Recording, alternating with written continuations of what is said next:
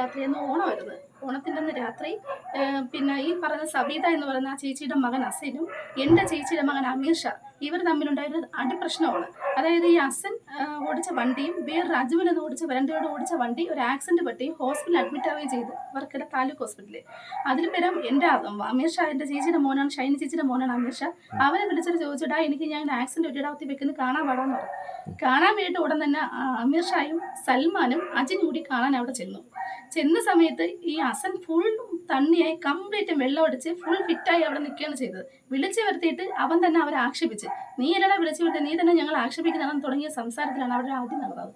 ഈ അടി കഴിഞ്ഞതിന് ശേഷം ഈ സവിത ചേച്ചി ഒരു വലിയ വടിയായിട്ട് ഞങ്ങൾ വീടിൻ്റെ ഭാഗത്ത് ഈ വഴിഭാഗത്ത് വന്ന് നിന്നിട്ട് ചീത്ത വിളിയും പ്രശ്നവും വഴക്കുമായപ്പം എൻ്റെ കഷ്ട സമയത്ത് ഞാൻ ഇറങ്ങി അവരോട് ചോദിച്ചു, നിങ്ങൾ എന്തിനു പ്രശ്നം ഉണ്ടാക്കുന്നത്? ആ സമയത്ത് തന്നെ വർക്കല പോലീസ് സ്റ്റേഷനിൽ നിന്ന് ഷൈനി, അമീർ ഷായുടെ ഉമ്മായ ഷൈനിയും ഒരു പോലീസ് സ്റ്റേഷനിൽ ഒരു കോള് വന്ന് അമീർ ഷാ അവിടെ ഉണ്ടോ എന്ന് ചോദിച്ചപ്പോൾ അമീർ ഷാ ഉണ്ടെന്ന് പറഞ്ഞ് അവിടെ തന്നെ പോലീസ് അവിടെ നിന്ന് കാര്യം അന്വേഷിക്കുന്നു. ഒരു അടി നടന്നിട്ടുണ്ട്, അങ്ങോട്ടും ഇങ്ങോട്ടും അടി നടന്ന കാര്യം പറയുകയും ചെയ്തു.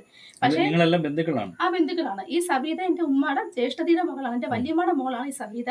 ഈ അസൻ അവരുടെ മകനാണ്. എന്നെ മുറക്കി എൻ്റെ മകനായിട്ടാണ് വരുന്നത്. അമീർ ഷായും എൻ്റെ മോൻ തന്നെയായിട്ട് വരും, അസനും എൻ്റെ മോൻ തന്നെയായിട്ടാണ് വരുന്നത്.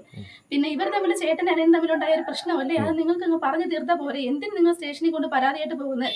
എൻ്റെ സ്വർണം വന്ന് എൻ്റെ താലിച്ചുട്ടി വന്ന് മോഷ്ടിച്ച് നിങ്ങൾ കൊണ്ട് പണയം വെച്ച് വണ്ടി എടുത്തിട്ട് പോലും നിങ്ങളെ പേര് ഞാനൊരു മോഷണ കുറ്റത്തിന് പരാതി കൊടുത്തിട്ടില്ല.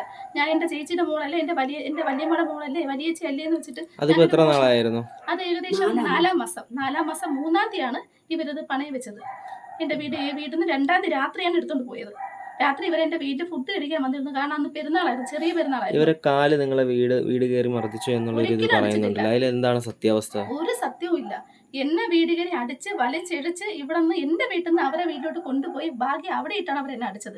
കൊണ്ടുപോകുന്ന വഴിയിൽ അങ്ങോട്ടും ഇങ്ങോട്ടും അള്ളിയും പിടിച്ചും വലിച്ചുകൊണ്ട് കൊണ്ടുപോയത്. പോകുന്ന വഴിയിൽ അവരുടെ കാലിന്റെ കുഞ്ചു വിരലാണ് പൊട്ടൽ വന്നിരിക്കുന്നത്. അതൊരു കല്ല് തട്ടിയോ ഒരു പാറക്കഷ്ണം തട്ടിയോ ഒരു തടിക്കഷ്ണം തട്ടിയോ പൊട്ടിയതായിരിക്കാം.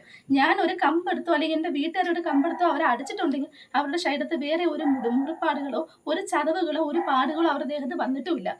ഞാൻ 6-ാം തീയതി രാവിലെ അടി കിട്ടിയത് 5-ാം തീയതി രാത്രി, രാവിലെ 6-ാം തീയതി ഞാൻ വർക്കല താലൂക്ക് ഹോസ്പിറ്റലിൽ പോവുകയും അവിടെ ചെന്ന് അവിടുത്തെ വനിതാ ഡോക്ടർ കംപ്ലീറ്റ് റിപ്പോർട്ട് എടുത്തു. എൻ്റെ ദേഹത്ത് വീണ അടികളും പാടുകളും എൻ്റെ കഴുത്തിലേറ്റ മുറിവ്, കഴുത്തിൽ പിടിച്ച് വലിച്ചെൻ്റെ മാല കൊണ്ടുള്ള മുറിവുകളും എടുത്ത് അവിടെ 6-ാം തീയതി തന്നെ റിപ്പോർട്ട് അവിടെ വന്നിട്ടുണ്ട്.